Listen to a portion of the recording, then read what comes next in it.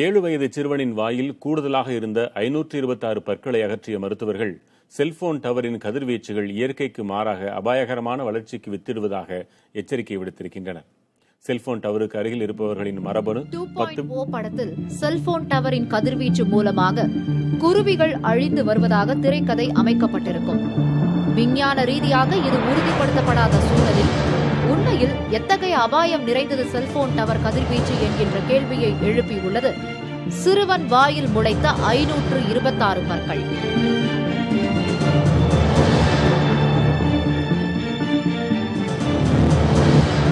திருவள்ளூர் மாவட்டம் புல்லரம்பாக்கத்தைச் சேர்ந்த பிரபுதாஸ் என்பவரின் மகன் ரவீந்திரனுக்கு 3 வயது இருந்தபோது வலதுபுறம் உள்ள தாடையில் வீக்கம் ஏற்பட முகத்தோற்றம் வித்தியாசமாக காட்சியளித்தது.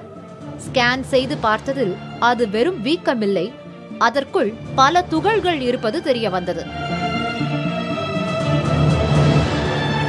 தற்போது 7 வயதான அந்த சிறுவனுக்கு தனியார் மருத்துவமனையில் சுமார் 2.25 மணி நேரம் அறுவை சிகிச்சைக்கு பின் வித்தியாசமான வடிவங்களில் இருந்த 526 பற்கள் அகற்றப்பட்டன.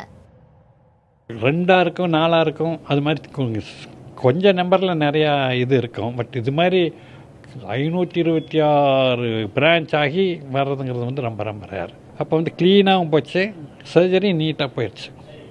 அது உடனே பெத்தாலஜி டிபார்ட்மெண்ட்டுக்கு காமிச்சிங்க, அது என்ன ஆக்சுவலாக பல்லுத்தானா இல்லை வேறு ஏதாவது அப்படின்ட்டு.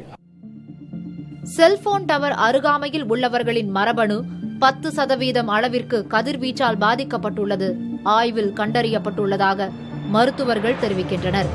இக்கதிர்வீச்சு உடலில் எந்த இடத்தில் தாக்குமோ அந்த இடத்தில் பாதிப்பு ஏற்படும் எனவும், அந்த வகையில்தான் சிறுவன் ரவீந்திரனுக்கு வாயில் பாதிப்பு ஏற்பட்டிருக்கலாம் என்றும் குறிப்பிடுகின்றனர். இதனால் புற்றுநோய் கூட ஏற்படலாம் என்றும் எச்சரிக்கின்றனர் மருத்துவர்கள். இந்த மைக்ரோ நியூக்ளியஸ் அப்படியே பெர்சிஸ்ட் ஆச்சுன்னா ரொம்ப நாள் கழித்து கேன்சர் அந்த மாதிரியெல்லாம் மாறுறதுக்கு வாய்ப்புகள் இருக்குது. ஸோ அந்த மாதிரி மைக்ரோ நியூக்ளியர் சேஞ்சஸ் இப்போ நாங்கள் ஸ்டடி பண்ணிகிட்ருக்குறோம். செல்ஃபோன் டவரில் கிட்ட இருக்கிறவங்களுக்கும் செல்ஃபோன் டவர் விட்டு தள்ளி இருக்கிறவங்களையும் கம்பேர் பண்ணல, டவர் கிட்ட இருக்கிறவங்களுக்கு ஒரு 10% இன்க்ரீஸ் இன் மைக்ரோ நியூக்ளியை இருக்குது. So that is a change in DNA affect ஆகிருக்கிறாங்க. நவீன உலகில் கண்ணுக்கு தெரியாத கதிர்வீச்சு தாக்குதலுக்கு நடுவில் வாழ்ந்து கொண்டிருக்கும் நாம் இது குறித்த விழிப்புணர்வு பெற்று தற்காத்துக் கொள்வது அவசியம் என்கின்றனர் மருத்துவ நிபுணர்கள்.